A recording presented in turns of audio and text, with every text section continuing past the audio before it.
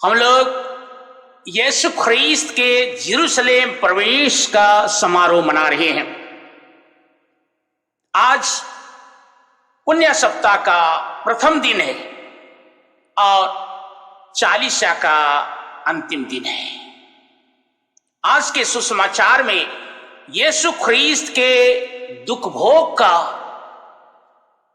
एक वृतांत सुनेंगे। इसमें यीशु ख्रीस्त के दुख भोग की एक लंबी गाथाएं सुनेंगे। इसमें यीशु ख्रीस्त के अपने शिष्य, मित्र और प्रियजन कैसे परित्याग करते हैं, कैसे उससे विश्वासघात करते हैं की व्याख्यान दी गई है। यह घटना हमें भयंकर वेदना और असीम निरंकुशता का अनुभव प्रदान करता है। धर्म ग्रंथ बताता है कि इन मौके पर पिता ईश्वर भी छोड़ दिया। इसलिए यीशु ख्रीस्त पुकार कर कहते हैं, एली एली लामा सबक्तानी, ये मेरे ईश्वर तूने मुझे क्यों त्याग दिया। उसके साथ रहने वाले शागिर्द शिष्य एक साथ खाए, एक साथ पिए, एक साथ रहे, लेकिन वक्त पर उसे छोड़कर भाग निकले। मजे की बात यह देखिए, वहां उपस्थित जनता जाने अनजाने हैं, लेकिन उससे एक कुकर्मी की तरह व्यवहार की उनका उपहास उड़ाई।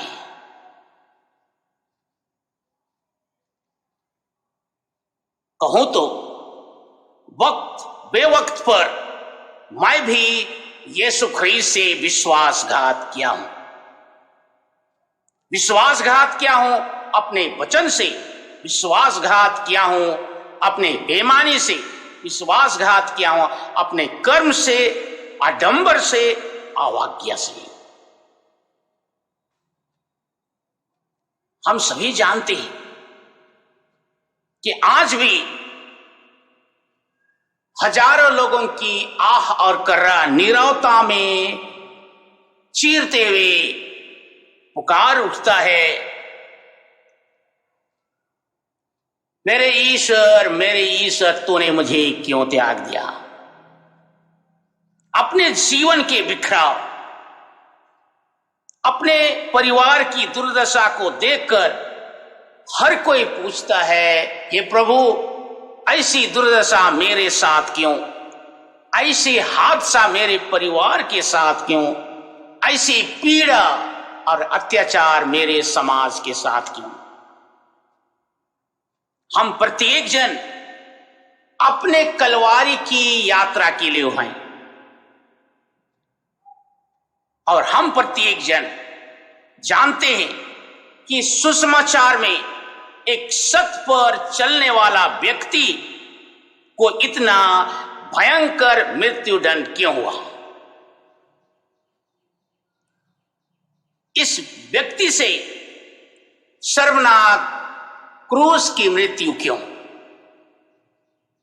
आज भी दीनहीन, गरीब, अन्याय, अत्याचार, शोषण, बलात्कार आदि के शिकार हैं।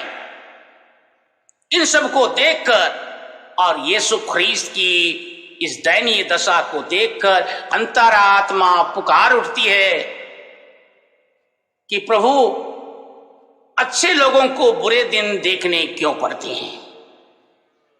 मैं आपसे कहना चाहूंगा, लंबी मनन चिंतन करने के बाद,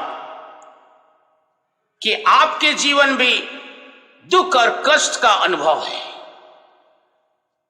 इस वक्त पर आप ये ना पूछो आखिर मेरे साथ ऐसा क्यों हुआ। क्यों का प्रश्न ईश्वर से मत पूछो, लेकिन पूछो उससे कि प्रभु आप मुझसे क्या चाहते हैं। मेरे परिवार से क्या आशा करते हैं, क्योंकि हमारी वेदना का रहस्य ईश्वर के पास है। हमारे दुख और तकलीफ के पीछे का कारण ईश्वर के हाथ में है। हमारे अथाह विश्वास के ऊपर का पुरस्कार उसके पास है। यीशु ख्रीस्त जानते हैं कि उन्हें कुछ एक दिन जीना है। ये जीना भी क्या जीना, चाह के भी जीने लायक नहीं है। लेकिन हजारों लोग जय जयकार करते हुए रास्ते पर खजूर की डाली बिछाए, पेड़ की डाली बिछाए, कपड़े बिछाए। यीशु ख्रीस्त जानते हैं कि एक सप्ताह के बाद उन्हें क्रूस पर मार डाला जाएगा। अभी ये लोग होशाना कर रहे हैं, जय जयकार कर रहे हैं, कुछ दिन के बाद ये मौन धारण कर लेंगे। फिर भी यीशु ख्रीस्त चुपचाप से आगे बढ़ते हैं। मैंने कहा हम लोग भी अपने कलवारी के रास्ते पर हैं।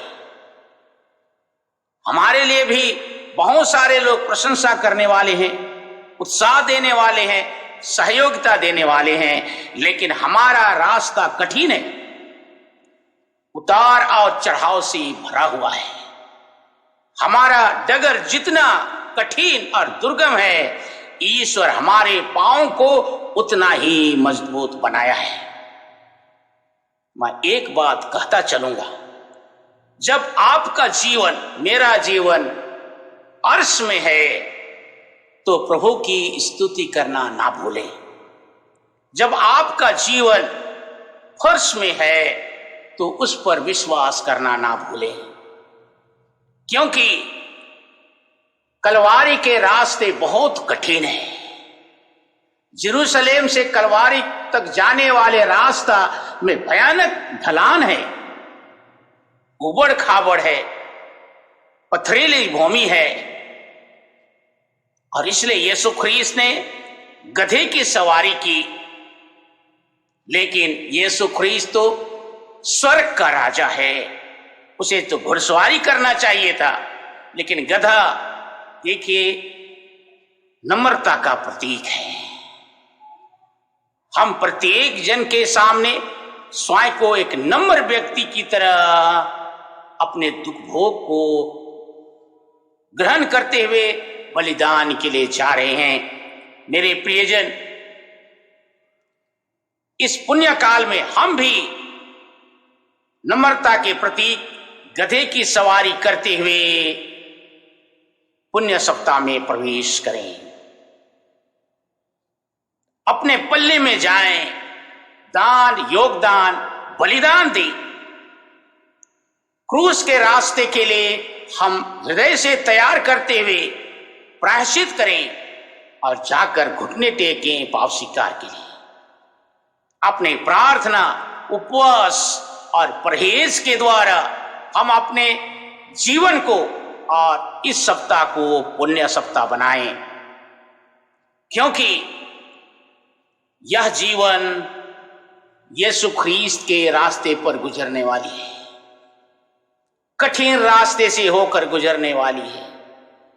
चाहे कितना भी कष्ट क्यों ना होगा, आपको मुझे कहते हुए चलना होगा, एली एली लामा सबक्तानी, और अंत में समर्पण करना हुआ यीशु ख्रीस्त को कहते हुए, हे प्रभु, मैं अपनी आत्मा तेरे हाथों सौंप देता हूं। वही प्रार्थना आपको भी अपने जीवन की कलवारी में चलते हुए करना होगा, तब ईश्वर की महिमा को हम देख पाएंगे। आइए एक दूसरे के लिए प्रार्थना करते हुए आगे बढ़ें। प्रत्येक जन को प्रार्थना में शुभकामना। जय यीशु।